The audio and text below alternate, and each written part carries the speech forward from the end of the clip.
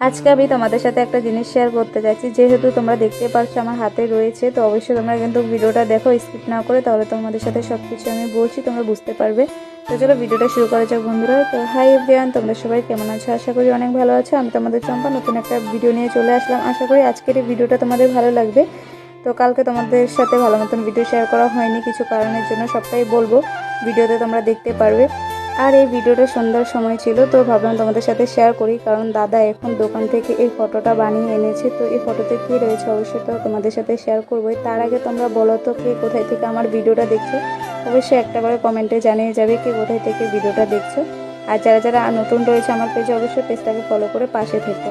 আর এই যে দেখতে পারবে এখন ফটোটা, তো ফটোটা উল্টো দিকে ছিল বলে আমি ফটোটা ঘুরিয়ে তোমাদের সাথে দেখানোর জন্য দেখতেই পারছো এনেছি। আর এইটাকে তোমরা বুঝতে পারছো, তোমাদের সাথে তো আগে আমি শেয়ার করেছিলাম যে আমার মামা মারা গিয়েছিল, তো তার জন্য কালকে আমার মামার শ্রাদ্ধ হবে, তো তার জন্য ফটোটা লাগবে। তো দাদা অল্প আগে গিয়ে দোকান থেকে বানিয়ে এনেছে ফটোটা।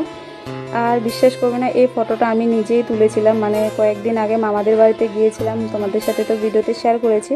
তো তখন আমি মামাকে এই ফটোটা তুলেছিলাম। এই সাইডে ছিল আমার মা, তারপর আমার মামিও ছিল, তো ওদেরকে সরিয়ে তো এই ফটোটা বাঁধানো হয়েছে। দেখতে পাচ্ছ কি দারুণ লাগছে ফটোটা, হাসি দিয়ে ফটোটা উঠছে, তার জন্য অনেকটাই ভালো লাগছে।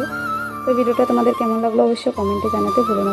আর ভালো লাগলে লাইক কমেন্ট শেয়ার করে দিও। তো তোমাদের সাথে নেক্সট ভিডিওতে শেয়ার করবো মামার শ্রাদ্ধ কীভাবে হয়েছে সবটাই দেখাবো ভিডিওতে, তোমরা অবশ্যই দেখো ভিডিওটি।